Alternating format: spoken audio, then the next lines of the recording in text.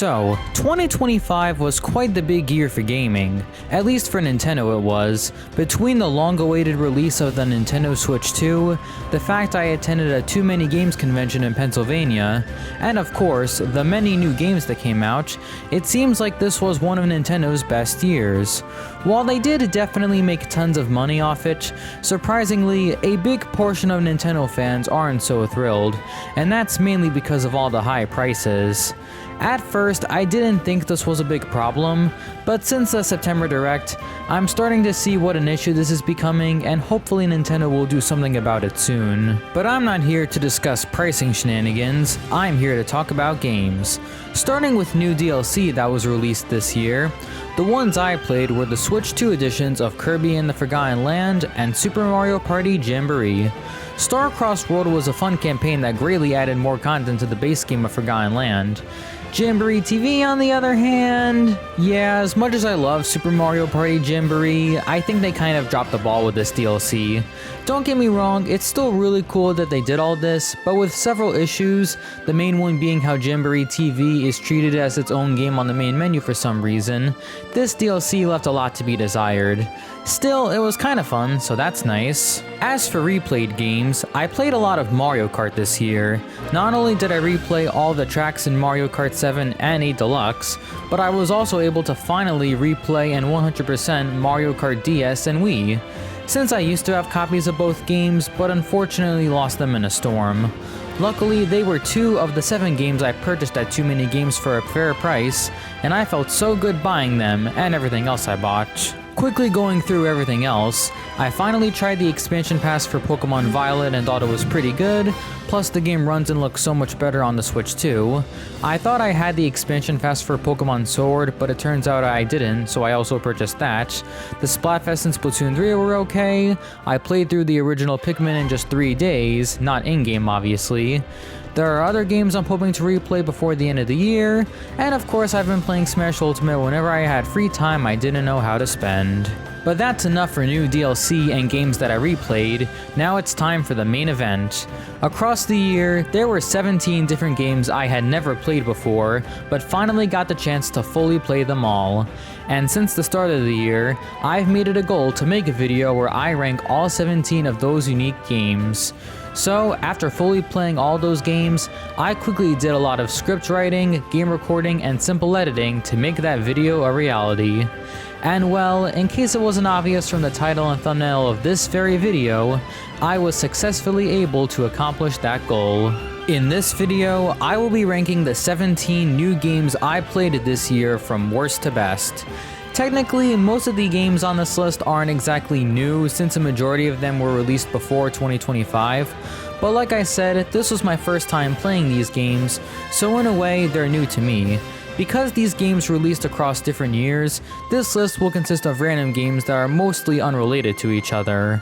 As for how I'll be ranking these games from worst to best, the main factors I'll be taking into consideration are how much content the games have, how well the gameplay is, and of course, personal enjoyment.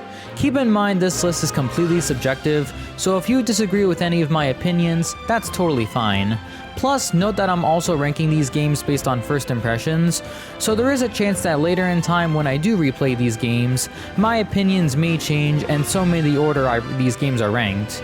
I'll also be putting every game on a tier list, as well as revealing how much playtime I spend on each game, just for fun. And that's about it. I would say more, but after my first commentary video, I want to make the intros of all future videos as quick and brief as possible.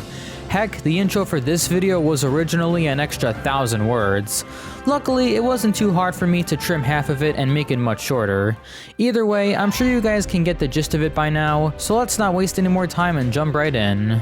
Before we do though, if you guys are a fan of Nintendo or video games in general, please consider subscribing to the channel. We've been increasing our subscriber count across the year, and the fact we're over 400 subscribers is still mind-blowing to me, and I really hope we can keep it going next year. If not, I'd still appreciate a like and a comment. Also, if you guys have any tips on how I can improve the quality of my videos, please let me know in the comments. I promise with your support, I'll be more motivated to work on many future commentary videos and work hard to greatly improve the quality, as well as my editing skills, so I would really appreciate any kind of feedback. but I think I've rambled on enough, so without further ado, here is every new game I played in 2025 ranked worst to best. Let's go! You know, I was originally going to do some big declaration and build up for the game that had the prestige honor of being the worst one I played this year, but then I realized it would just take more time, and as I just said, I'm trying to make these videos much shorter in the future, so we're just going to jump right in with the bottom spot. With that said, the worst new game I played in 2025 by a landslide is the one and only Team Kirby Clash Deluxe. This eShop exclusive title on the 3DS is nothing more than an enormous paywall. While the game itself is only $20, you're heavily inclined to spend more real money in order to progress through the game. What are you supposed to spend real money on, you ask? It's the dreaded in-game currency known as gem apples. These darn shiny fruits are basically your only way to progress through the game. If you had to just use them to buy new equipment for your heroes, that would have been fine. But instead, for some insane reason, you need to spend gem apples to even unlock the quest to fight the bosses. This totally ruins the game and makes it nothing but a paywall. Now, there are ways to earn gem apples outside of spending real money. Most notably, you can complete side missions to earn plenty of gem apples, and every 12 hours you can get 5 gem apples for free.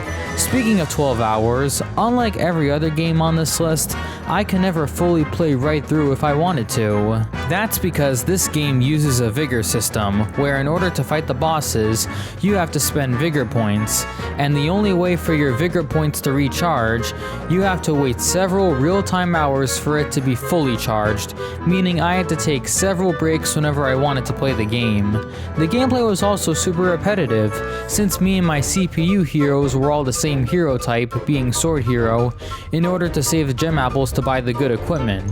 So yeah, the gem apples and vigor system automatically make this game the worst one I played this year. If I had to point out the good stuff, it can be fun fighting some of the bosses, the gear and weapons look cool, and it seemed like a cool idea to expand on the subgame from Kirby Planet Robobot, especially since the gameplay remains the same. But really, this game is nothing more than a humongous paywall, as I've said. Oh, and guess what? Everything I said about paying real money, you can't even do that anymore since the eShop for the 3DS shut down. And there's at least one side mission that requires online, but you can't do that since the 3DS Online service is also shut down. So yeah, this game is impossible to 100% complete or purchase if you didn't buy it already. Overall, I think it's very clear why this game is easily the worst new one I played this year, and the only one that deserves a spot on the F tier.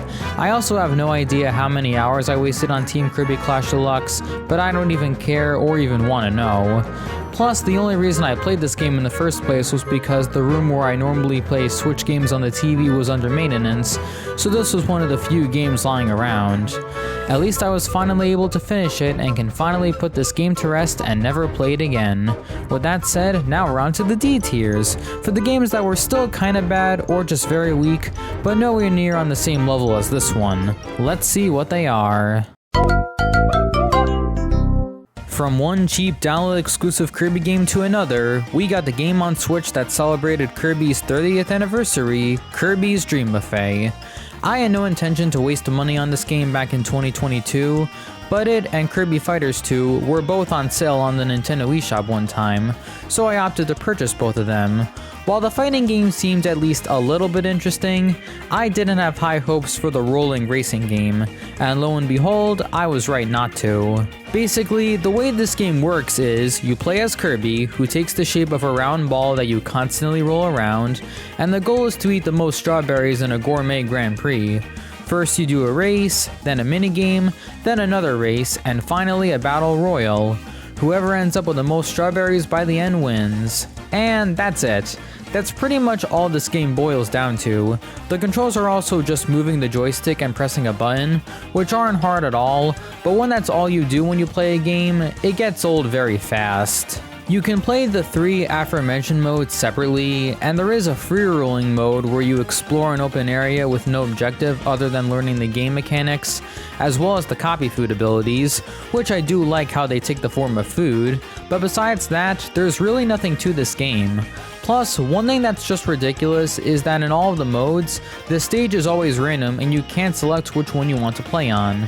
I mean, it's not a super big deal given the quality of the game, but still. In order to go for 100% completion, I had to reach Gourmet rank 135, which meant earning 100,000 Gourmet points by constantly doing Gourmet Grand Prix. The fastest way to do this was to play online, since you get a times 1.8 bonus for the number of strawberries you eat. I actually did this and felt so relieved that I wouldn't have to play this game again.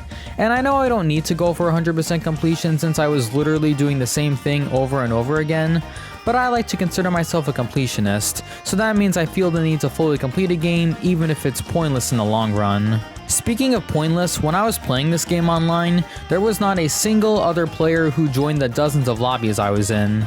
Luckily, I was still able to play online and get that 1.8 times bonus, but the fact there wasn't a single other player shows that this game is pretty much dead in the Kirby community.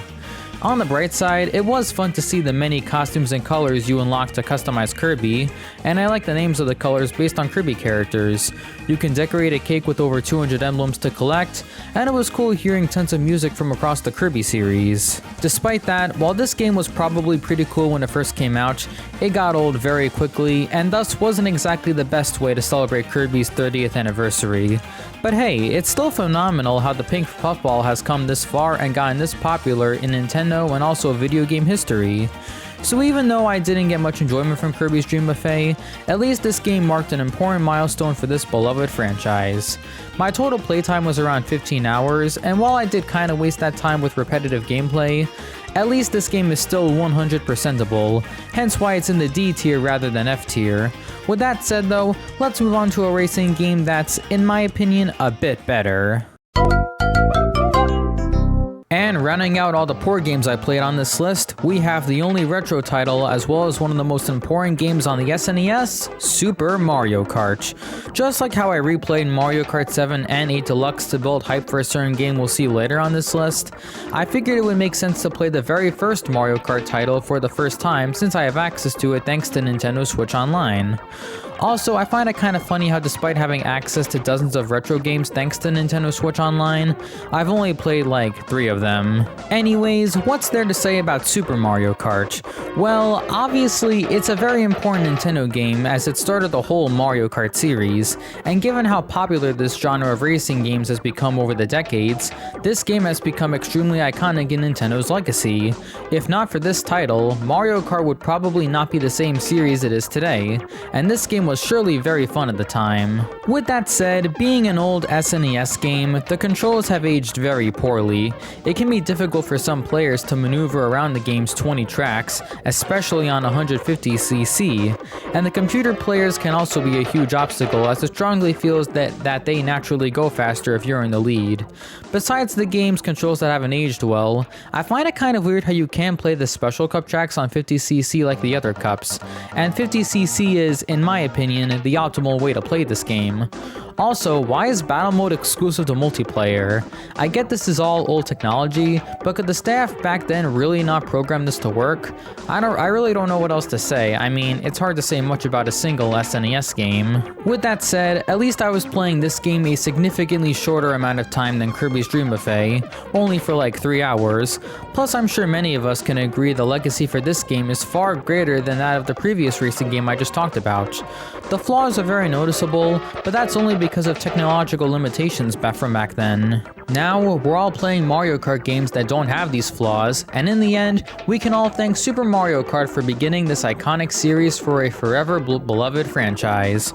Alright, we're done with the D tiers. Now we're on to the C tiers, for the games that in my opinion weren't bad, but also weren't exactly good either. Let's see what they are. Alright, after those poor short games with not a lot of content and didn't take too long to play, we're finally at the first big game on this list, as well as the first game to come out this year. That game is Xenoblade Chronicles X Definitive Edition.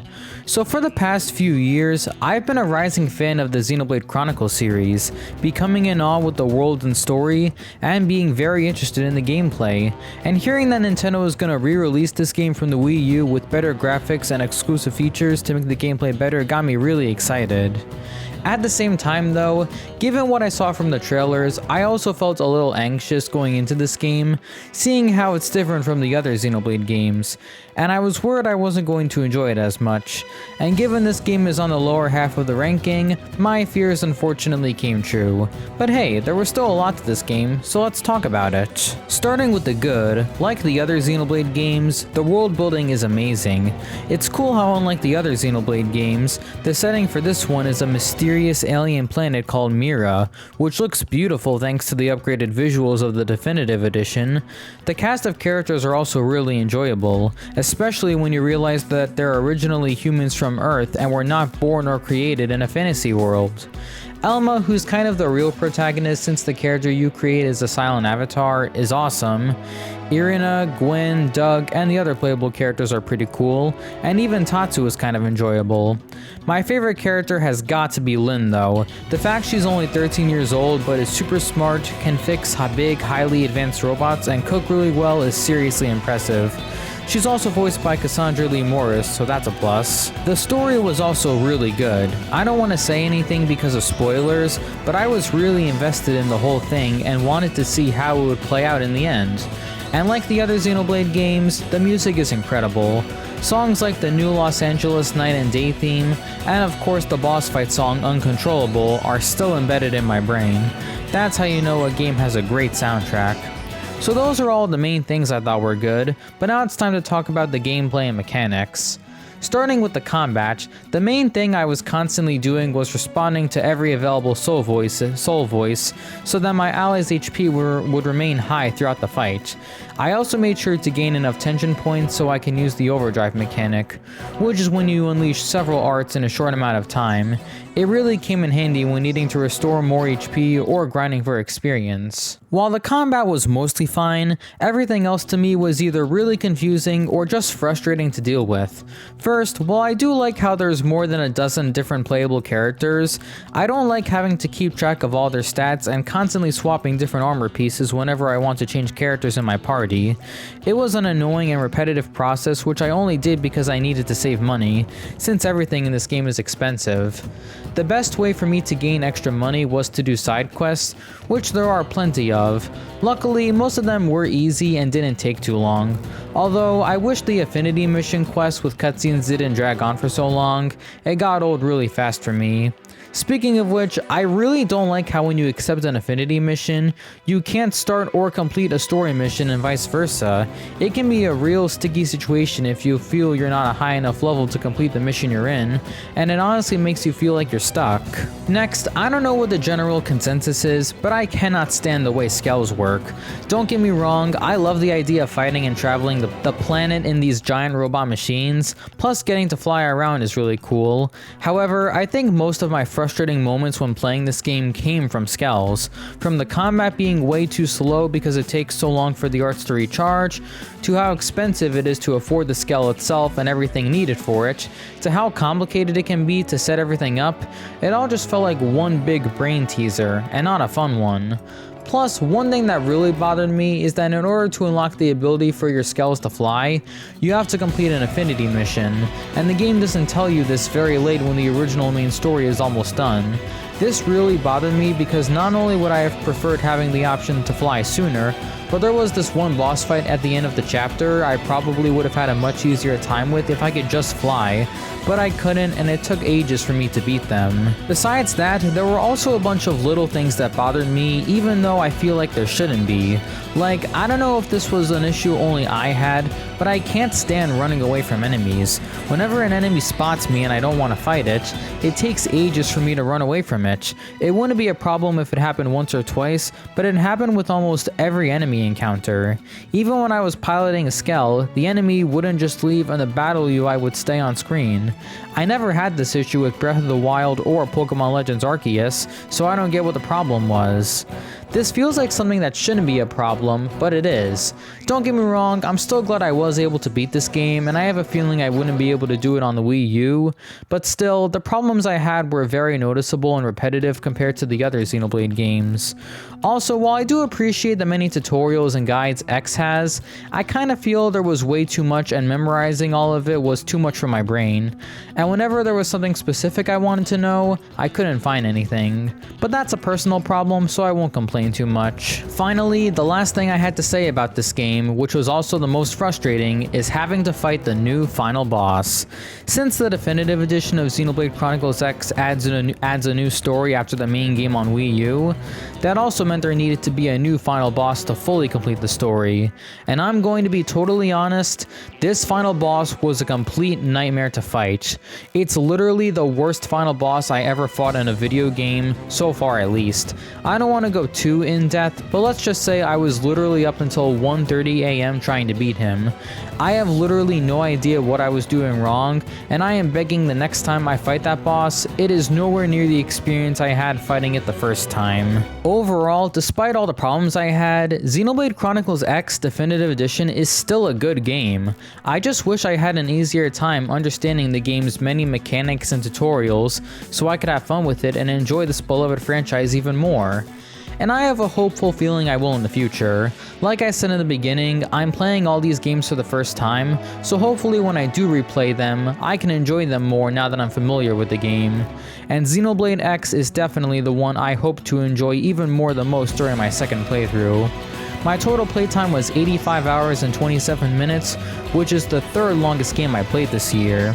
Anyways, this is currently the longest video segment yet, so let's move on to a much shorter game.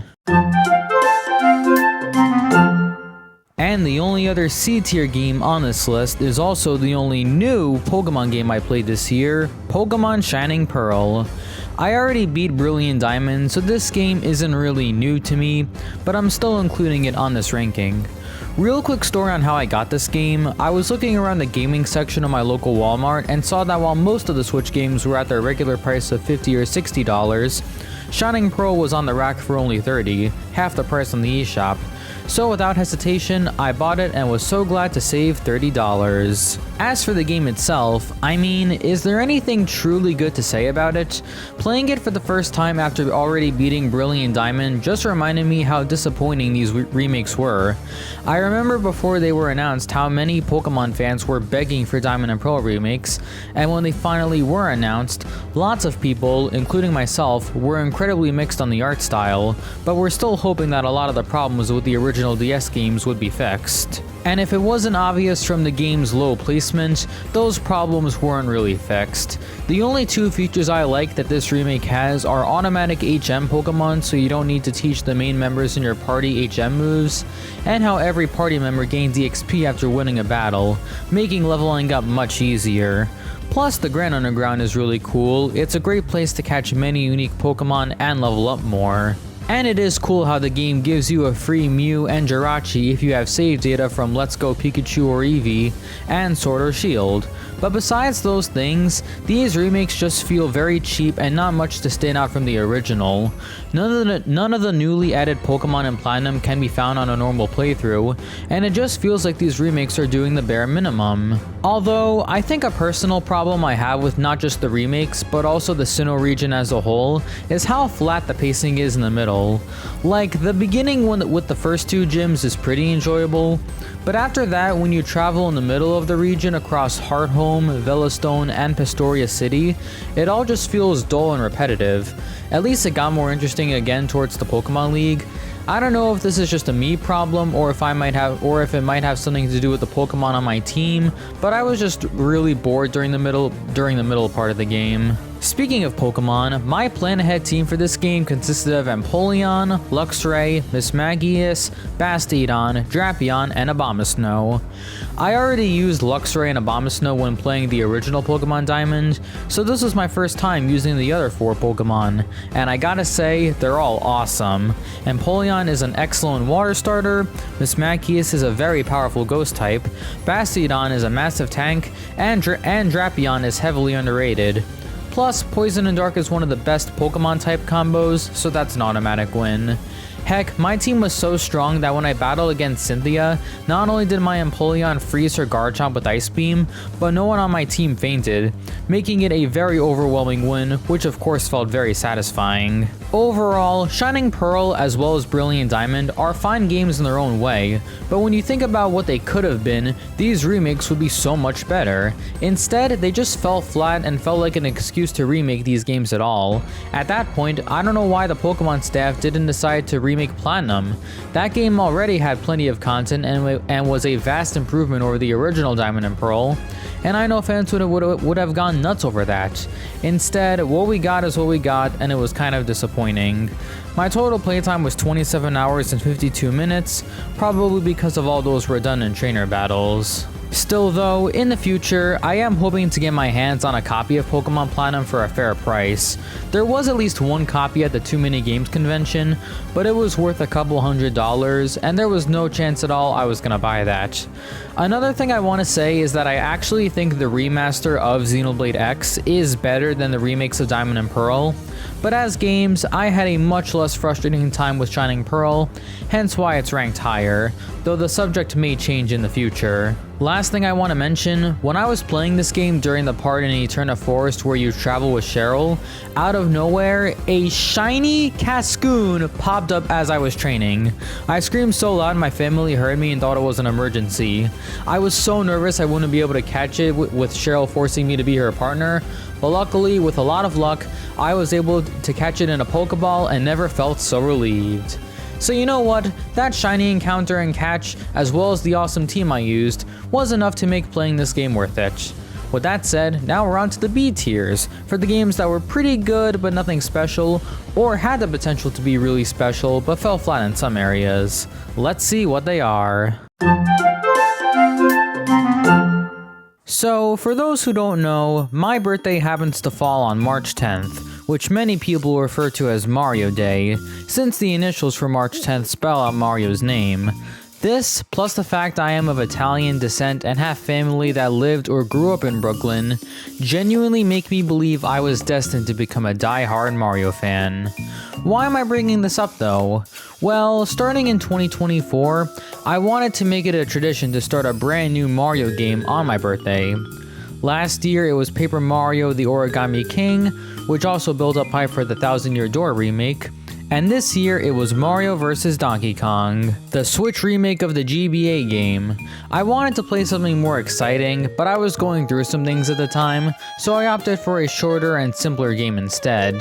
As for the game itself, it was fine. The game is simple. Donkey Kong steals toys from a factory, so you play as Mario in dozens of 2D levels to get them back. In some levels, you have to gather the mini Marios in a box, and there are multiple times where you fight DK, so that's cool. The collectibles in each level are 3 presents, which are all super easy to spot and obtain, and the controls in many puzzles were really good as well. Yeah, there isn't really a whole lot to say about this game. I guess being a remake of a GBA game will do that to you. But unlike the previous games, I never felt frustrated when playing this game, nor were there any significant flaws I could find, hence why it's in the B tier. And the levels, though short, were kind of fun. It felt satisfying to complete the levels in different ways thanks to Mario's techniques of doing handstands, or performing backflips and handstands into double jumps. The music was pretty good, and the levels did get a bit trickier as the game went on, which I liked. There's also a time attack mode where you finish the levels in a short amount of time, and I cleared all of them, thus 100%ing the game. So yeah, despite being short and simple, I had a fun time with Mario vs. Donkey Kong. It took me about 15 hours to do everything, and thanks to some personal connections, I was able to purchase the game around $15 cheaper than its regular price of $50, so that's a plus. Overall, if you're looking for a fun but short and simple platformer, then I recommend giving this game a shot. Back to the ranking though, let's move on to a game that took a surprisingly long amount of time. Up next, we have a game that was quite the buzz when it first came out, but has since quieted down months after its release, Mario & Luigi Brothership. While I did beat this game in 2025, it's honestly more of a 2024 game for me. Not only because it was released that same year near the end, but also because a huge majority of my playtime was spent during that time. I literally only beat the game on the 7th day this year. But hey, it's still technically a game I beat in 2025, so I say it still counts for this list. Let's actually talk about Brothership now. I remember when this game was first announced, so many people were excited for it. After all, because Alpha Dream went bankrupt, there hasn't been a new Mario and Luigi game since 2019, and there hasn't been a new original title in the series since 2015 to 2016, so there was a lot riding on this game. And going into it upon its release, while many people were still hyped, others also began to worry, and one of the main causes of this worriness came from IGN reviewing the game and giving it a 5 out of 10, sending everyone into a bit of a frenzy. And now that it's been a whole year since the game came out, it doesn't seem like there's any discussion anymore. But with that said, what did I think of the game? Well, despite the flaws, I still had a great time with this adventure. Getting to fight enemies with simple button controls felt so refreshing to do again, since it had been ages since I last played the Mario and Luigi series. The many islands of Concordia are all unique in their own way, and I had a blast exploring all of them. I also thought the characters were really cool too. Snowlet is a fun companion, I liked the bond Peach has with those kids, Technicky is cool, and I'm glad Starlo got to appear again. And like the other Mario and Luigi games, the music is amazing. Tracks like the Ship-Shape Island theme and multiple battle themes are such a bop to listen to. On the surface, it seems like this game is awesome and IGN doesn't know what they're talking about. Well, that's where we unfortunately get into the flaws this game has. For starters, the frame rate feels off. I'm no expert on FPS, it honestly doesn't bother me whether a game runs at either 30 or 60 frames per second. But yeah, there were times where, both exploring the overworld and in battle, things did feel kinda slow.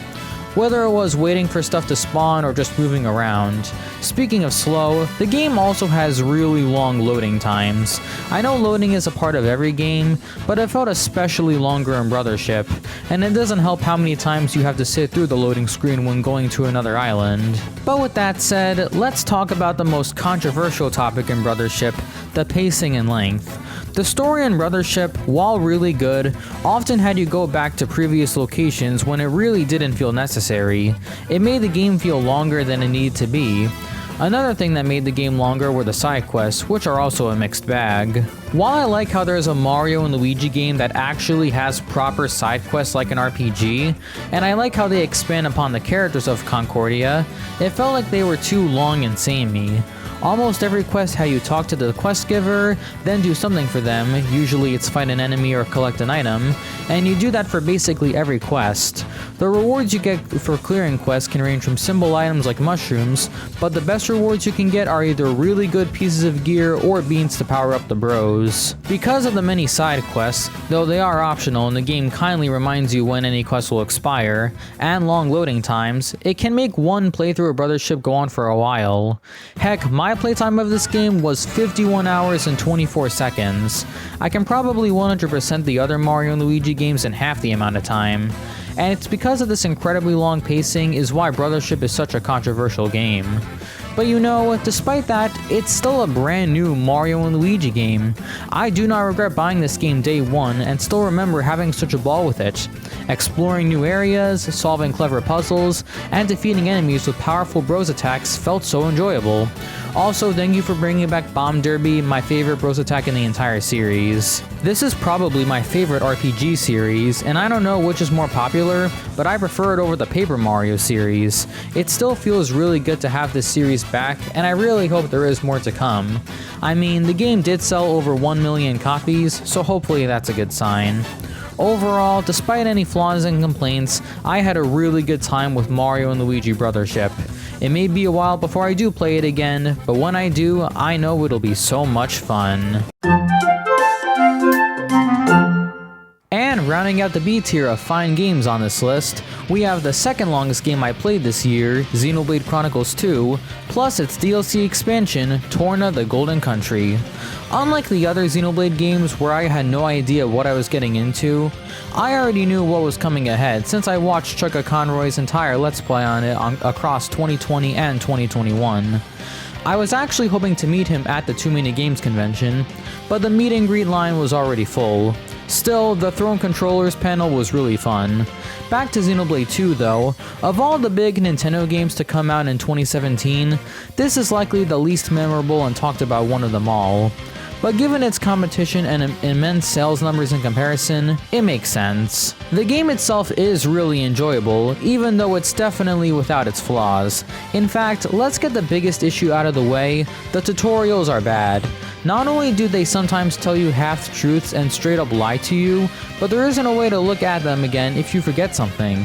It can make playing this game extremely complicated for newcomers, and that's on top of the character stats. Don't get me wrong, it was mostly easy for me to keep track of my character's abilities and whatnot, but I kinda wish, like with the tutorials, there was a way you could refresh on what each stat means. For the life of me, I had no idea what dexterity does, and probably spent the whole game without worrying about it. Besides that, I did have a bit of difficulty with the bosses in the end of Chapter 6. I don't know if I was a high enough level or not, and struggled with a few puzzles here and there, but overall, I was nowhere near frustrated when I was playing Xenoblade X.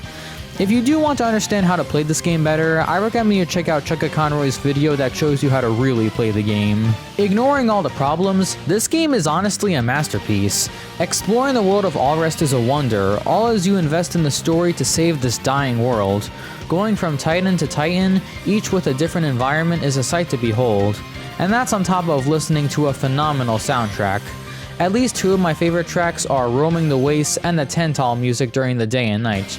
But the game has incredible music throughout the whole adventure. And how could I forget the characters? Everyone in this game, whether a hero or villain, is memorable in their own special way. Rex is a fun protagonist with great character development, Nia is absolutely hilarious, Tora and Poppy are fun. Yeah, pretty much everyone in the main party is a delight in their own way. Especially Mythra, in my opinion, who might be my favorite female Nintendo character. I don't know, I have to look at the list again, but her serious nature on top of being very funny with an emotionally tragic backstory definitely makes Mythra one of my all-time favorites. The combat, while looking really confusing at first, is very satisfying to do. Pulling off arts and attempting to break, topple, launch, and smash enemies is fun. And the way blades are classified into attackers, healers, and tanks really helped when equipping the drivers with the right gear and arts. Speaking of blades, I just can't help but feel giddy when I pull a rare one from a core crystal. It's like catching a rare or shiny Pokemon. Oh, and how could I forget chain attacks? Pulling off blade combos and bursting the orbs is again very satisfying, and defeating the enemy all as you gain so much extra EXP feels really good. I'm pretty sure it's the optimal way to level up in this game, so it's best to use the technique against story bosses, though if you fail, it may be annoying to have to grind for EXP elsewhere so you're the appropriate level wherever you are. Otherwise, I enjoyed the combat a lot more than in X. So overall, the base game was really good. However, what really made me love this game even more was the DLC expansion, Torna the Golden Country. Even though again, I knew what I was getting into, I somehow loved the gimmicks in this story even more. The mechanic of swapping between driver and blade during combat is awesome, and it makes it so that there's more arts to pull off. That also means there's more special attacks you can do for more damage, and man, you just can't get better than that. Besides the combat, Torna just does things I feel are much better than the base game. And unlike the base game, there's actually a way to check previous tutorials that are easy to understand, so that's a huge plus. Honestly, I was originally going to put Brothership above Xenoblade 2 in this ranking, but I enjoyed Torna so much that I decided to put the latter above. It was just that good of an expansion, and definitely one of the best DLCs I've ever played. Overall, Xenoblade Chronicles 2 as a whole really is an incredible game.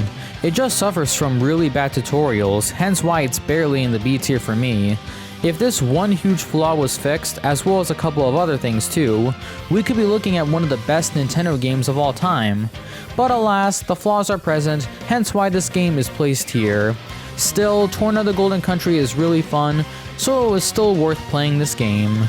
My playtime for the base game was 72 hours, 45 minutes, and 28 seconds, while Torna was 19 hours, 56 minutes, and 10 seconds, adding up for a total playtime of 92 hours, 41 minutes, and 38 seconds, which is not too surprising for a Xenoblade game. With that said, now we're on to the A tiers. These games are all really good with only a couple of flaws, and I definitely enjoyed my time with them without barely getting frustrated. Let's see what they are. Kicking off the top half of the list, we have the second game that was released this year, Donkey Kong Country Returns HD. First off, I'm so glad Nintendo decided to re-release this game a second time, so I wouldn't have to waste money on either the 3DS or Wii version. Now I can enjoy the best looking version on Switch. I initially didn't plan on buying the game this year, especially since it was at full price of $60 when it used to be cheaper for Nintendo Selects, but GameStop had a pre-order bonus of a DK Barrel pen holder. So me being the collector that I am, I of course wanted the novelty, and chose to spend the money now instead of another time in the future. Going into the game, I was both excited but also incredibly anxious at the same time. The reason I was feeling this way was because, long story short, my first playthrough of Donkey Kong Country Tropical Freeze was genuinely one of the worst video game experiences of my life. And that's all because of a singular optional mode that the game made it seem like it needed to be done for 100% completion. But I'll get into that in just a moment. Let's focus on Returns right now. Unlike the new Super Mario Bros. Series, which are mostly simple platformers that can be enjoyed by anyone with not too many hard levels, the Donkey Kong Country series is more of a challenge. The levels may look simple at first, but when you actually try them, they're actually more difficult than you think. Luckily, DK's excellent controls and movement make these levels a swing to get through. You got rolling on the ground to move faster and jump on platforms, combining them to perform a super fast long jump in the air, to grabbing and swinging on vines or climbing walls and on the ceiling. There are so many techniques to pull off that make this platformer so fun to play, and having my boy Diddy Kong to assist with his handy rocket barrel pack, as well as the items you can buy from Cranky Kong's shop, make the levels smoother to play through. Of course, they're totally optional, so if you want to challenge yourself by not buying anything, you're totally able to. The music tracks in this game really fit with the environment, and the visuals were also really good, probably because I was playing the HD version of this game, obviously. Every level also had multiple collectibles to find, and some were actually extremely well hidden. Collecting all of the Kong letters in each level of each world would unlock a temple level, and these levels were easily the hardest in the game. The bosses were also quite the challenge to fight, so overall, this was an extremely good platformer I really enjoyed. With that said, what did I not like about this game? Well, I'm not factoring 100% completion in my ranking, but I found some levels to be extremely hard in mirror mode, which is when you not only clear levels from right to left as opposed to the opposite, but you also only have one hit point and you can't get Diddy Kong's help. In particular, the mirror fight of the boss Thugly was genuinely one of my worst nightmares this year. Oh, and for some reason, you're also inclined to collect the Kong letters again, which I didn't realize until I was halfway done. At least mirror mode felt like a motivation to go for 100%, or I guess 200% completion of the game. The same cannot be said for Time Attack. So when I first played Tropical Freeze, every level had a time attack mode, where you had to complete the level as fast as possible. I thought it wouldn't be too hard, but then I remembered this is a DK game, not a Mario game, and much to my high frustration, I was stuck for hours getting a gold medal on every single level, all while not taking damage since the game has a heart icon if you succeed without no damage taken. It was driving me so much insanity because I wanted to go for 100% completion. And I know time attack isn't required for 100% completion, but the game gives you a gold medal if you beat the required time, and it's displayed on the level list and even the file menu, so it really feels like it's required. I know what I'm saying sounds nonsensical, but darn it, that's just how I feel. Luckily, I had a much less frustrating time with time attack and returns. I think it's because not only does the game not care if you take damage, but also because I actually studied the level ahead of time and got slightly better with each attempt, and it felt satisfying to get all the gold medals. Unfortunately, the story doesn't end there. As I was just about done with my Tropical Freeze playthrough, I noticed that some gold medals looked different than others. So when I searched up Time Attack on the Mario Wiki, I realized the game actually has shiny gold medals if you reach an even better time, and the game never tells you this. So you're telling me that after reaching a gold medal time without taking damage for hours, there's an even better time and medal the game never tells you, and it's still not required for 100% completion? Yeah, at that moment, I decided to screw the shiny gold medals in both Returns and Tropical Freeze, because there are dozens of things I can do that are way better than this. As a whole though, I really loved Donkey Kong Country Returns HD. The levels were awesome and the game was a great challenge. My total playtime was around 45 hours, and I'd gladly spend more time playing again in the future. I also look forward to playing the original Donkey Kong Country trilogy on the SNES thanks to Switch Online, and I have a good feeling I'll truly love Tropical Freeze when I get the chance to replay that game again. I know 100%ing these challenging platformers won't be easy, but I'm still looking forward to it. I'm not going for the shiny gold medals in Time Attack though, you can't make me. Up next, we have another game that, just like Brothership, I was super excited to finally play when I got the chance, the long-awaited Pikmin 4. Even though I was still a huge Pikmin fan during the game's upcoming release, it wasn't until Black Friday in 2024 when I purchased this game for only $35, and I finally did get the chance to play it during spring break this year. From what I've heard and seen, especially after watching Shayfril's Productions' hour-long video of the game, this seemed to be the biggest game in the franchise, which makes sense seeing how it was supposedly in development for more than 10 years. But after finally playing it for myself, how good did I think it was? Starting with the positives, the game obviously looks amazing. The Pikmin world has never looked so beautiful, and all the different environments you get to explore, from the house in Hero's Hideaway to even the many caves, all look stunning.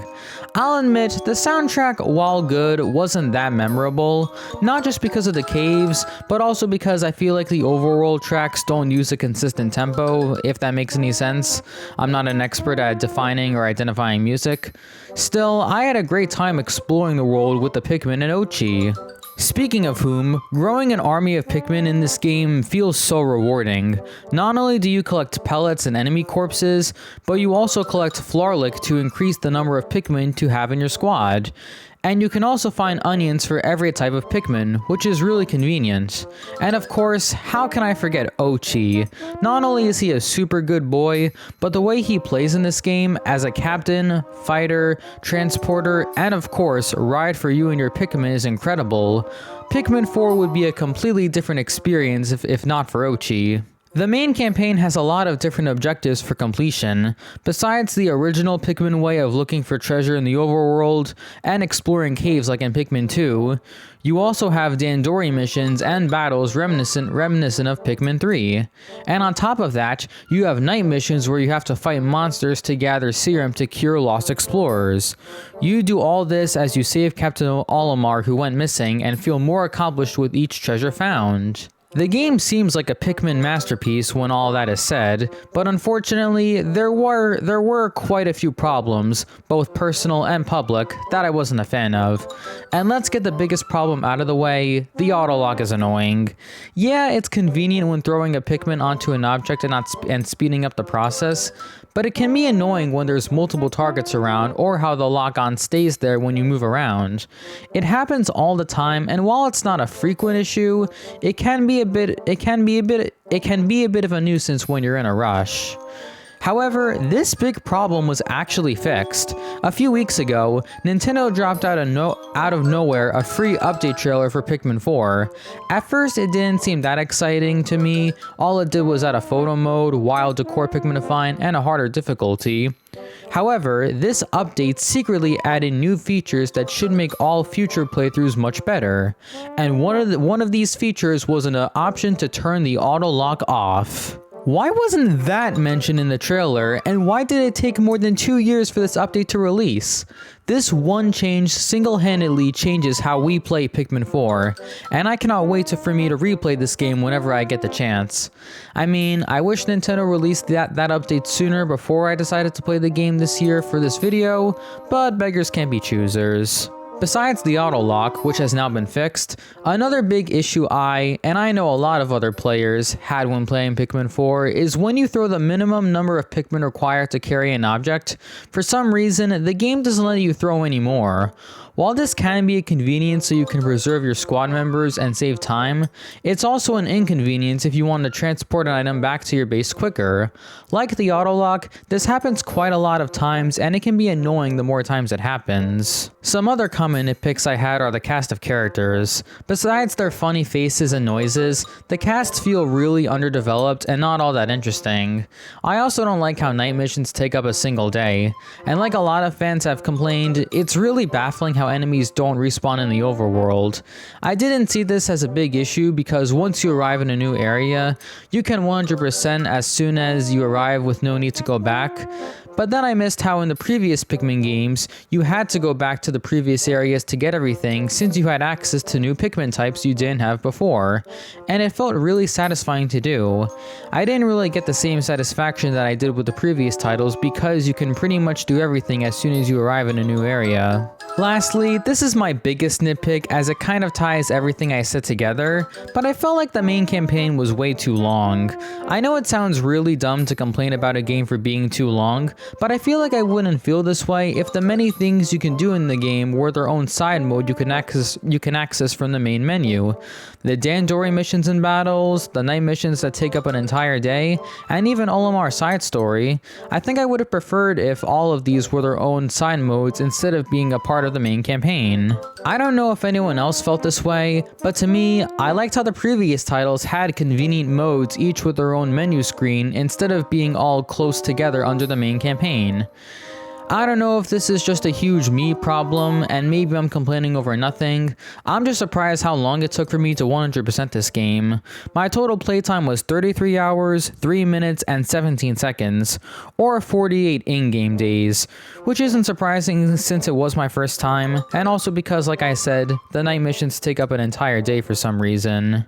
Overall, despite my problems and not being the biggest Pikmin fan, Pikmin 4 was still worth the 10-year wait. The amount of puzzles to solve and challenges to complete as quickly as possible make this game a complete package. I haven't even mentioned the cool Olimar side story and Piklopedia. There's also other controversial things I didn't mention, like how Oatchi kind of makes the game too easy, but we'd be here for hours if I did talk about everything. I strongly recommend giving the Pikmin series a try. It's a very unique type of game, and it can be very fun when you know the controls. For me though, Pikmin 4 was great, but not the best Pikmin experience I had. So for now, it stays here just around the top half of the ranking.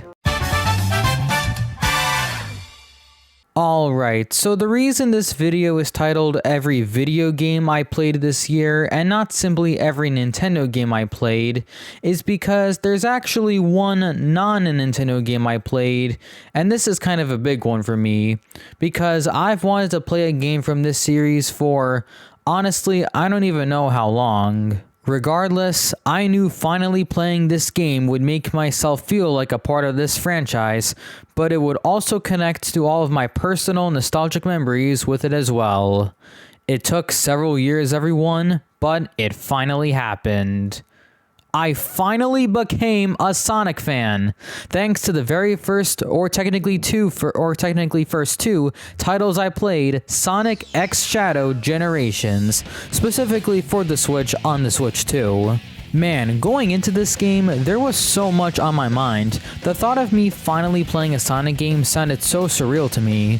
I've known the Blue Blur my whole life, but never once sat down and played any of his games. Plus, the only reason I even bought this game was because there was a Day 1 edition with a limited novelty being sold even though it was far past the release date. And like I said earlier about me collecting limited items, I just couldn't resist. But that's enough about my history. What about the game itself? Starting with Sonic Generations, I love how every level in this game has two versions of it. A 2D version for classic Sonic and a 3D version for modern Sonic.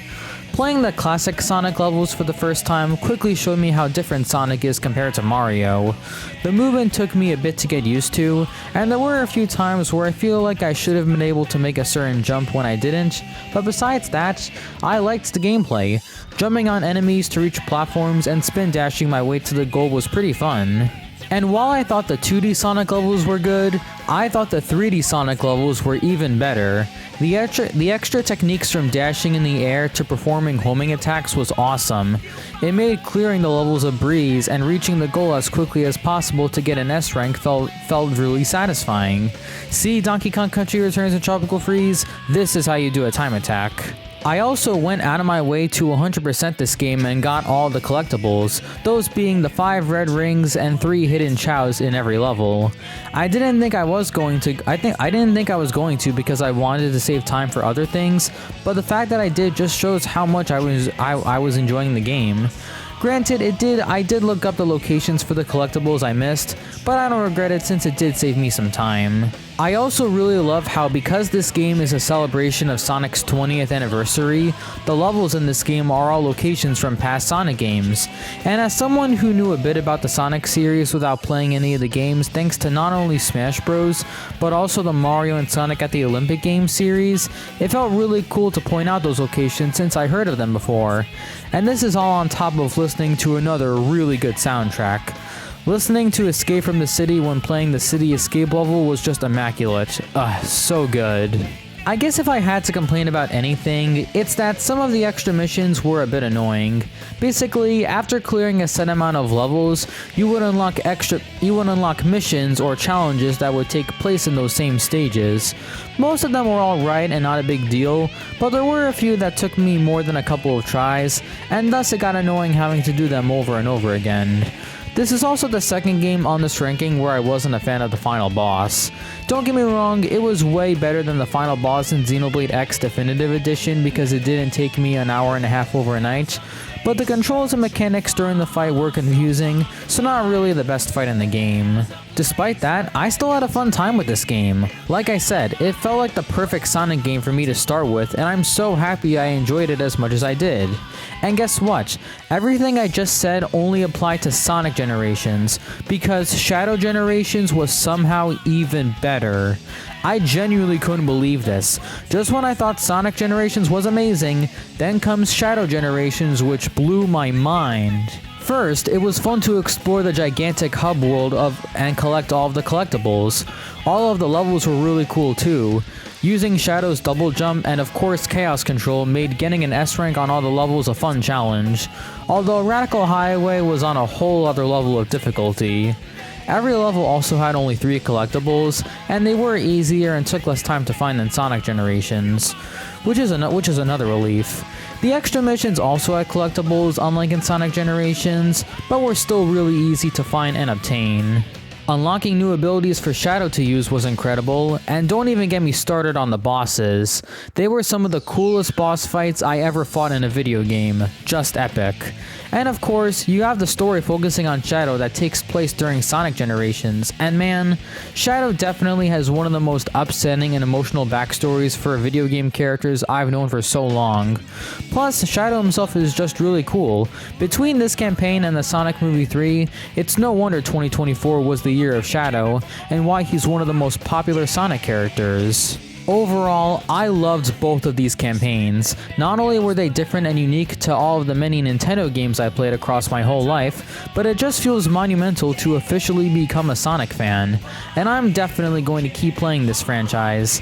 I do have at least one other Sonic game I have yet to play, but I'll also probably watch the Sonic movies next year, as well as binge watch every episode of Sonic Boom on Netflix. So yeah, I have this 2-in-1 incredible game to thank for giving me a whole new video game experience.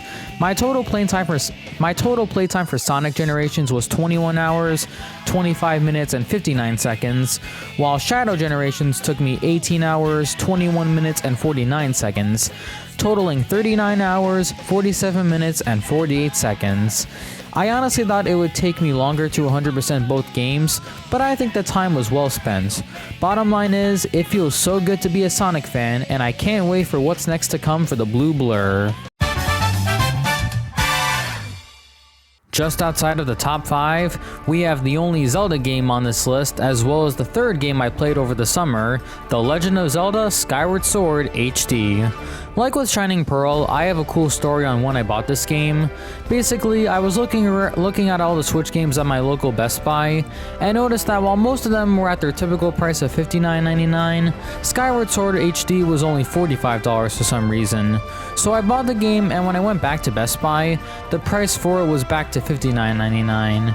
I don't know what that was about, but hey, it's cool that I got to save $15. Anyways, like with most Zelda games, I was really excited going into this one. I mean, it's a 3D Zelda for crying out loud. Plus, it's my first one outside of the Breath of the Wild duology, which are complete open world games, and getting to play the HD version of Skyward Sword with better visuals and controls made the experience way better. Once again, I'm glad Nintendo decided to re-release this game so I didn't have to buy the Wii version. Before we do talk about the controls though, let's go over the story first. The main criticism about Skyward Sword I heard was that it was much more linear than other 3D Zelda games. I don't have an issue with the game being too linear though, as long as I'm having fun, so I wasn't concerned or worried. But actually playing the game myself, I understood what players meant. First, it surprised me how there were only 3 main areas in the game, those being Faron Woods, Death Mountain, and Lanayru Desert. These regions aren't bad at all, and you do explore new places throughout the game, but still, I wish there was just one more region in the game, maybe a snowy region. But the 3 main areas aren't even a problem in the grand scheme of the game. Rather, it was the pacing during certain parts, especially during the second half.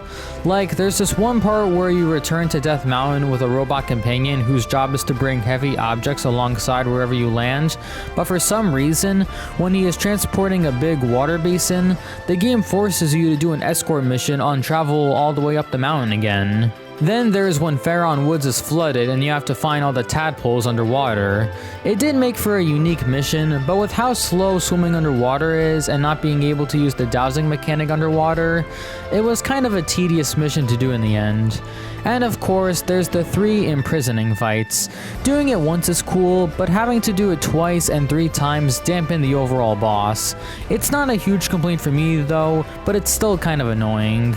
Apart from those pacing issues, I do wish there was a way you can keep track of side quests, as well as a couple of other things I feel this HD remaster could have done better. But despite that, I had so much fun on this adventure. Getting to explore Skyloft and the lands below it was incredible. The motion controls for swinging Link's sword and shield were awesome, and so were the many tools collected along the adventure.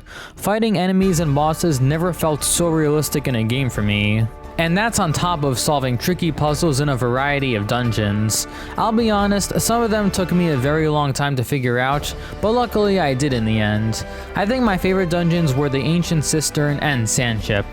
The bosses were so fun to fight, definitely some of the funnest boss fights I ever fought in a game. The soundtrack was again beautiful to listen to, the gorgeous art style was very captivating, and of course, how could I not mention the characters? Every character in this game felt memorable in some way, mainly thanks to their odd but charming design and funny voice. I liked the fortune teller dude, and Beetle was very funny too. Fi or Fi, however you pronounce her name, wasn't an annoying companion to me. In fact, I actually asked for help a lot when I was struggling in a dungeon, even though her advice wasn't that helpful, but I still liked her. And when talking about the characters, how could I not give special attention to Groose and Girahim? Groose somehow has one of the best character arcs in the series for being a side character, plus his theme song is very memorable, and Girahim is a fun villain, both to watch and fight. I know for a fact if I grew up with Skyward Sword, I would be completely attached to these characters, and I likely will be when I get the chance to replay it. Yeah, I don't know what else to say. Even if it's really the weakest 3D Zelda game, Skyward Sword is still really fun nonetheless. Despite having poor pacing issues, it was still a great adventure with fantastic dungeons and bosses to fight. My total playtime was 41 hours and 46 minutes, which definitely surprised me, but I'm sure future playthroughs will be much shorter than that.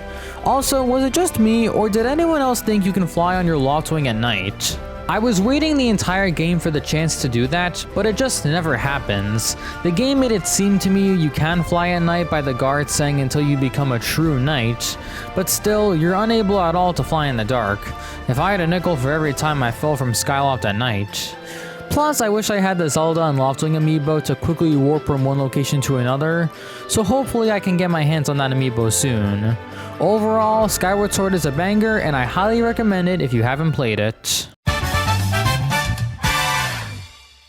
Alright, we're finally back on the 3DS with another remake of a classic GBA game, Mario & Luigi Superstar Saga plus Bowser's Minions.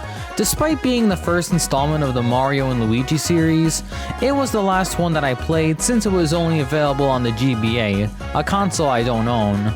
Luckily, it was re-released on the 3DS back in 2017, and is one of the games I decided to order this year.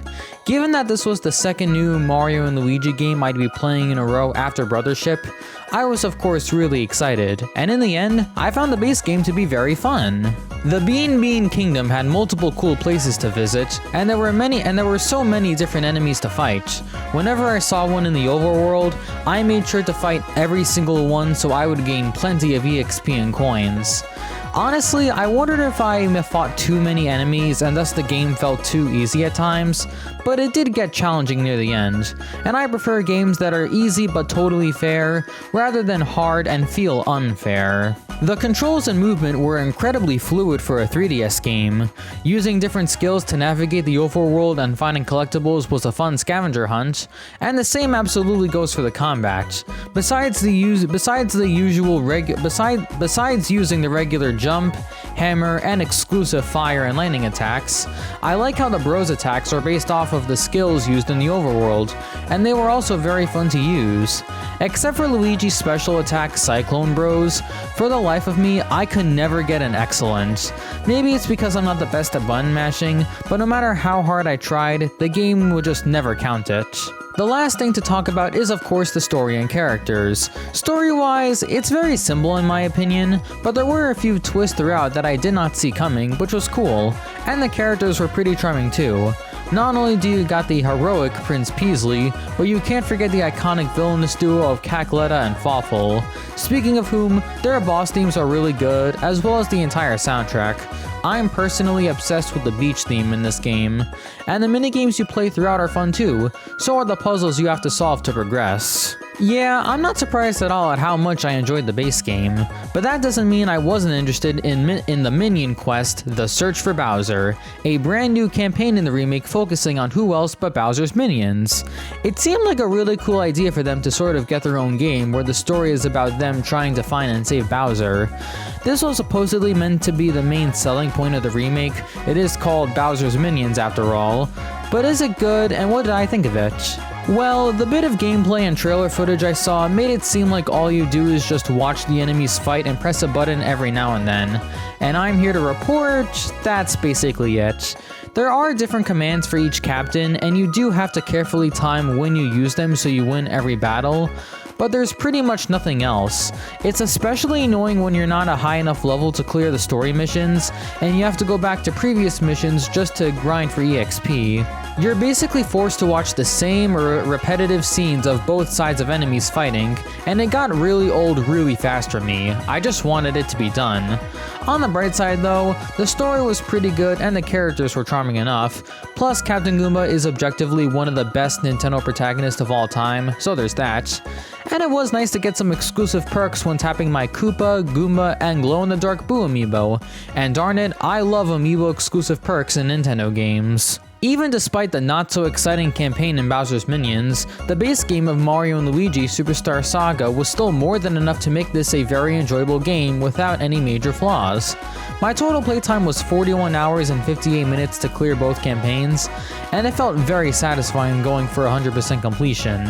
So yeah, a very solid RPG and one I look forward to playing again in the future. However, it's not my favorite Mario & Luigi game that I played this year, as Superstar Saga was just barely outranked by... The 3DS remake of Mario & Luigi Bowser's Inside Story plus Bowser Jr.'s Journey. For those who don't know, this remake has quite the controversy. Even though it was a remake of one of the most beloved DS games, it ended up becoming so forgotten and touched upon. And that's mainly because 1. The remake released extremely late in the 3DS's lifespan in 2019, where pretty much every Nintendo fan was playing the Switch, and 2. You could already play Bowser's Inside Story on the 3DS, since the console is backwards compatible with DS games. As a result, this became a rather infamous remake to the point where many players have forgotten about it or didn't even know it existed.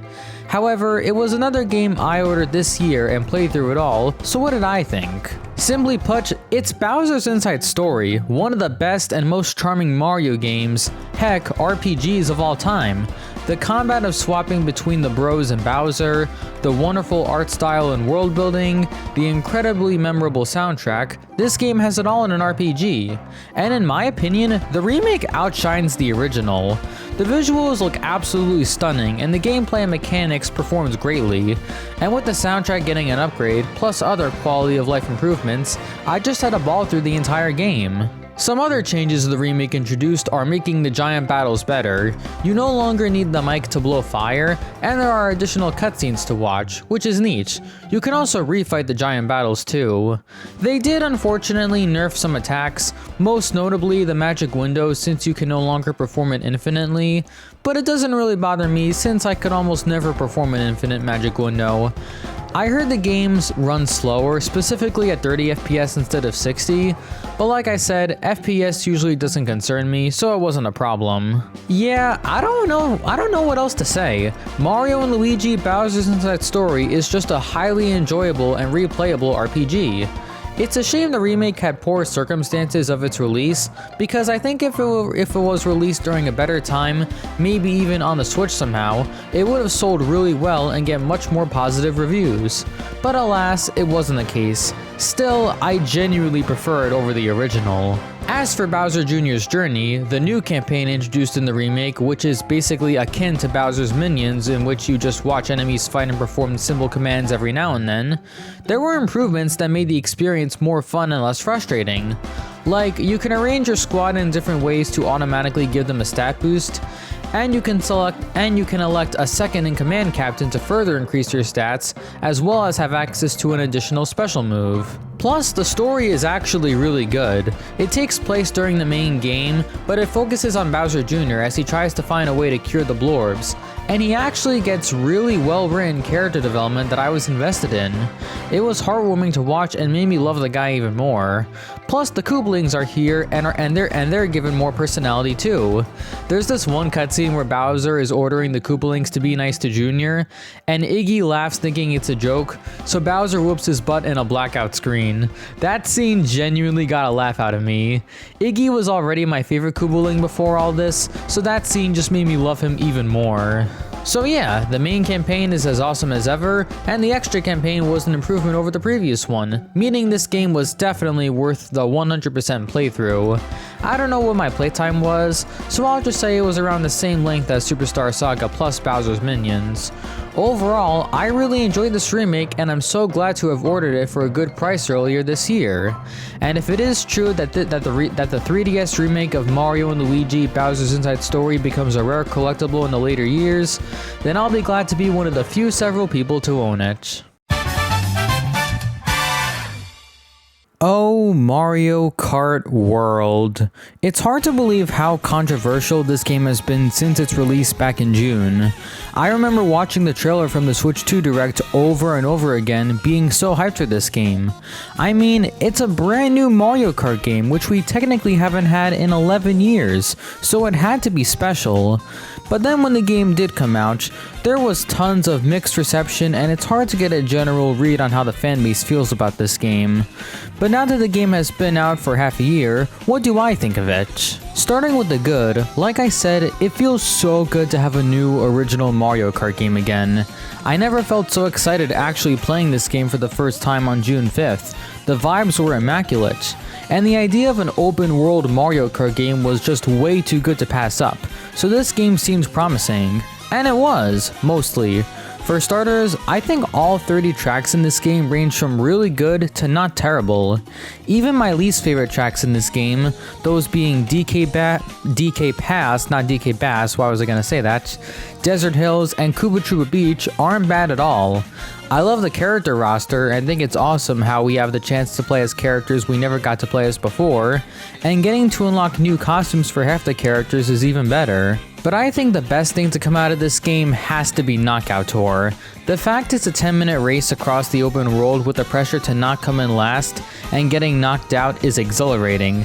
Heck, I love the mode so much, I literally won a Knockout Tour online with all 50 characters in the game. I think the items are really good. Most players don't like the coin shell or coin box, but I like them since it's nice to have new items. And as I've said multiple times in the video already, this game easily has the best soundtrack. The new track music tracks, try saying that 5 times fast, are all great, and there are dozens of remixes of so many songs from past Mario games. Getting to hear all those songs was truly music to my ears, just peak. Also, while I'm talking about Mario Kart World and Xenoblade Chronicles 2 in the same video, I gotta ask, I can't be the only one who noticed how extremely similar the music for Acorn Heights and Torgoth are, right? I swear to God this is the same music, and maybe they were even created by the same artist. So with all that said, this seems like a near perfect Mario Kart game, right? Well, that's where we get into everything in the game that's either mixed or done very poorly. Starting with Free Roam, I don't know what the general consensus is, but I enjoyed it. It made for a fun scavenger hunt across the entire open world looking for P-switches and Peach medallions. Also, I'm so glad Nintendo released an update that not only acknowledges when you found all the collectibles, but also where and which collectibles you found. The fact that it wasn't in the base game is kind of crazy to me. I mean, I would have preferred it before I had already found everything and had to use a complicated guide to find what I was missing, but hey, better late than never. As for the Grand Prix, and more specifically the intermission tracks, I thought they were fine. Yeah, it does get kind of old racing on a mostly linear road without much cool stuff happening, but I'm never unhappy to race on them. Plus, it's cool how some intermissions lead you to racing through some tracks backwards or different layouts or forms. And hey, at least getting 3 stars in all the Grand Prix and Knockout Tours, as well as beating the Staff Ghost and Time Trials, wasn't that difficult for me. But while those things were kinda mixed, I feel like this game has 2 significant problems that unfortunately prevent it from truly being an excellent Mario Kart game. Those being Battle Mode and Online. Starting with Battle Mode, man, this is such a major downgrade from 8 Deluxe. How did we go from 5 modes with all sorts of custom rules and 8 great maps, to 2 modes with barely any custom rules and 8 maps that leave a lot to be desired? It sucks because I want to have fun with it, but instead I just end up feeling bored most of the time, which is a shame. On the plus side, the Big Donut remix is absolutely fire. I listen to it all the time. And while Battle Mode is its own problem, that's nothing compared to how online works in this game. Everyone said it hundreds of times before, but the fact you're essentially forced to play the intermission tracks instead of giving the real option of the track you want to race 3 laps on instead is insane. This totally kills the mood for online racing, and even though I said I don't mind the intermission tracks, I tend to get a little bit frustrated when one is selected. Although, that's usually the case when there is an option for a 3-lap track, but instead an intermission is randomly selected and I'm left puzzled why that player picked it. This major flaw heavily drags down the game and forces you to play the way Nintendo seemingly intends, and that's no way to have fun in my opinion. Overall, there's a lot more I could praise and complain about Mario Kart World, but we'd be here for a while if I did. Still, I felt so much joy and excitement playing this game for the first time, and I'll never forget that feeling as long as I play the game. In fact, one thing that absolutely shocked me was that while my playtime for Mario Kart 8 Deluxe was 150 hours, somehow my playtime for Mario Kart World was 180 hours. I guess it shows how much I was craving a new Mario Kart game. Still, the flaws of this game definitely hold it back, and it honestly won't surprise me if I were to rank this game below the previous games I talked about in the future. And until or if those flaws are fixed, then this game will likely not be reaching S tier anytime soon. Speaking of which, I think it's now time we reach the top of the ranking. Even though I enjoyed the previous 7 games, these top 2, in my opinion, are nearly perfect without a single major flaw, hence why it's the S tier. So, what 2 games that I played this year did I think were absolutely phenomenal? Let's find out. While Pikmin 4 does a lot of new and innovative things to the series and without a doubt has the most content, in my opinion, there is no better way to experience Pikmin than with Pikmin 3 Deluxe. As I said with Pikmin 4, while I did enjoy my time with the game, I wish the many different things you can do weren't all part of the main campaign and were instead part of their own side mode you can access from the title screen. Well, Pikmin 3 Deluxe does exactly that. By having each different mode easily accessible from the main menu, you're able to freely select which one you want to play without interfering with the other modes. This makes the game feel way more convenient to play for me instead of everything being under one roof. Starting with the main story, while it is mostly linear as you have to fight and defeat the 6 main bosses in order, the experience on the way there is incredibly fun. Although you do have to worry about your juice supply, as with no juice left the game ends, this isn't really a problem since there is usually at least one piece of fruit lying around that's easy to obtain, or for pros like me who never run out of juice. So you're still left to explore PNF 404 where you fight enemies, collect data files, and solve puzzles. The combat in this game is very fun. While you're still opted to just charge at enemies most of the time, there are some foes in this game where that's not the case and you actually have to throw your Pikmin the old-fashioned way, and carefully move your squad and plan your attacks. It's always satisfying to defeat an enemy and bring its corpse back to the onion to increase your Pikmin squad more and more. And like with Skyward Sword, I love the bosses in this game, both the main 6 you have to fight and the optional ones too. Not only are they all unique in their own way, but you get to hear some of the best dynamic music in a video game ever. Speaking of which, the soundtrack, while on the low-key side, is really calming to listen to and is one of my favorite comfort soundtracks, alongside Animal Crossing New Leaf and New Horizons. Besides fighting enemies, using the 5 Pikmin types to navigate the areas is really fun, and each of the 5 main locations are all unique in their own way. They look gorgeous for what used to be a Wii U game, and there are a variety of data files and fruits to find, plus puzzles and different ways to navigate the areas. Speaking of the Wii U version, one nitpick I have about the Switch version is how you constantly have to press the R button to reset the cursor when playing with motion controls. It was a lot easier playing with the Wii U remote and nunchuck. I also miss looking at the map from a bird's eye view on the TV with the Wii U version, but that's not a big deal either. Anyways, while the main story is really fun on its own, the entire game only gets even better with mission mode. The 15 missions each where you collect treasure and fight enemies are all super replayable. It's incredibly satisfying to get a platinum medal, finding different ways to complete the missions, and trying to get them done as quickly as possible. It's all exhilarating. The deluxe version of Pikmin 3 includes extra missions focusing on Olimar and Louie, but I'll admit, I did find them to be very easy, and I am a bit bummed they used the areas from the main story and instead of introducing at least one new location. Still though, new missions are new missions, and there are unique objectives, so they're still a welcome additions. The only other mode left is Bingo Battle, but I barely play it since I don't know anyone in real life yet who's super passionate about Pikmin. But hey, it's still a fun mode for 2 or more people to enjoy.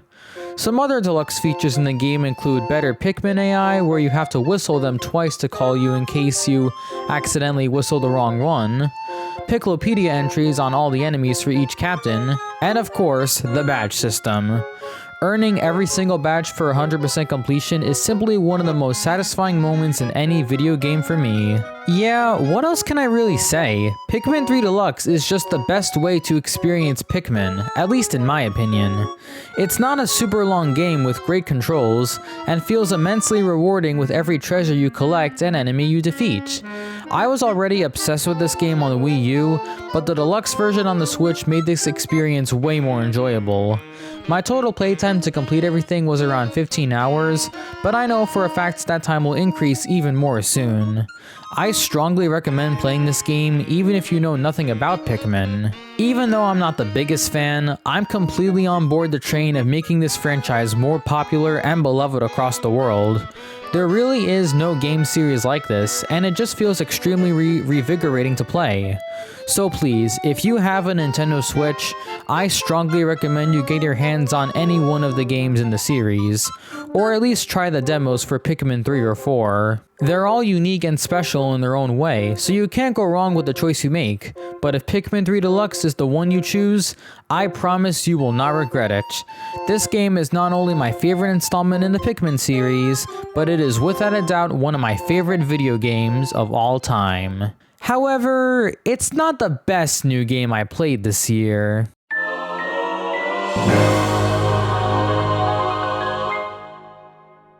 You know, of all the games I own that I have yet to play, there was one game in particular I was the most excited about. I've had this game for more than a year, but only finally got the chance to play it near the end of the summer. I was also nervous because there was a huge chance I wouldn't enjoy this game due to similar past experiences. But after watching the trailers tons of times and playing the previous games, I'm happy to say that this game was worth the hype. So without further ado, here is not only the best new game I played in 2025, but also one of my new favorite games of all time.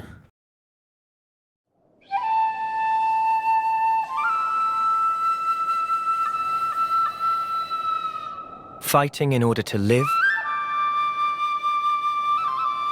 and living to fight.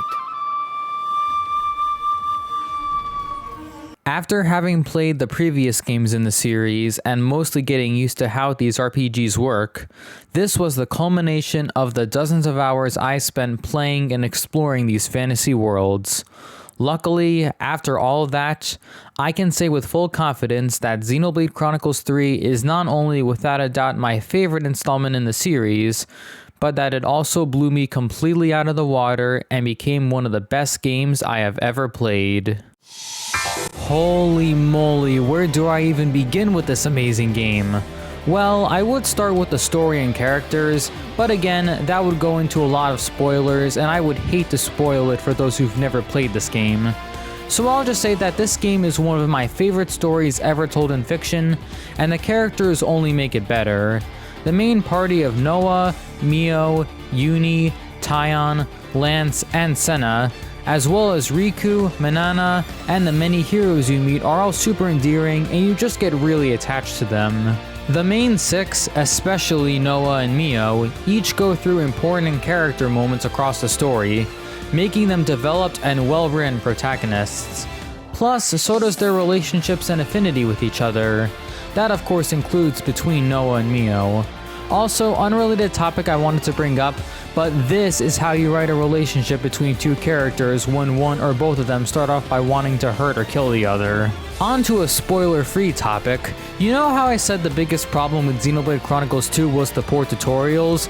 Well, Xenoblade 3 completely fixes that. Not only are there tutorials for basically everything to do in the game, but they were incredibly simple for me to understand, and there was never a moment where I felt completely confused. When the game is about to teach you a new trick, they actually explain and have you go through the steps one by one. That way you can easily understand it. This might seem redundant, but it made understanding how the game works so much easier for me. Plus, for all the tutorials relating to combat, there are these simulations you can do so you can actually try out the techniques. And it makes understanding the mechanics of the game, once again, so much easier. Speaking of combat, my god, this game easily has the best in the series. Besides the fact that it was way easier for me to understand like I just said, I was constantly engaged in the battles against every enemy I fought. The combat in Xenoblade 3 basically combines the elements from the previous two games and makes it so you have several arts to use, and the fact that you can combine two arts at once makes it even better. You have the option to pull off either smash or burst combos from the previous games, and that's on top of getting to switch characters mid-battle. But when talking about the combat of Xenoblade 3, how can I not mention the Ouroboroses? The fact that 3 different pairs in the party can fuse and transform into these giants and deal massive damage is already cool in its own way, but they're incredible for dealing tons of damage within a short period of time. Oh, and again, the chain attacks are awesome. Not only are they still great for grinding EXP, but they're just the thing needed to either pull off a super powerful attack or buff you and your allies and recover your HP. Every character in this game each has their own class, with their own set of arts. You're able to swap the main 6 party members into these other classes, and by raising the class rank, your character can use those classes' arts while equipping another class. By doing this, you basically have access to so many arts, which allows you dozens of ways to organize your party. And by having all the classes be determined by one of 3 roles, those being attacker, defender, and healer, it's not complicated at all to sort your party the way you want to. And there's even more things about this game I have yet to mention. There are foods you can cook which give you a bonus, such as additional EXP earned for a limited time. The quests aren't hard to do. The game gives you a recommended level for every single quest in the game, both main story and side ones. It's simple to earn, create, and equip gems and accessories for your characters. There's amiibo compatibility unlike the other Xenoblade games. Yeah, this game just has so much the other games don't have, and it's why I find it super enjoyable. I guess if I had to point out a few things I don't like, I think chain attacks do go on for a bit too long the more times you do them. The cutscenes for Hero Quest go on for way too long for my liking, like with Xenoblade X, but again, you can easily skip them. And there were a few side quests where I had to look up how to complete since the game wouldn't hit me on where to find the items I need. But despite these minor issues, that does not change the fact at all what an incredible game this was. Oh, and like with Torna the Golden Country, Future Redeemed is another fantastic DLC campaign. The fact you level up and increase your party's strength by basically doing everything, from finding locations to opening chests to defeating enemies, makes this campaign super enjoyable. And that's on top of another emotional story, but again, I won't say much due to spoilers. Still, both of these adventures were awesome, and I'll never forget my first experience playing both of them.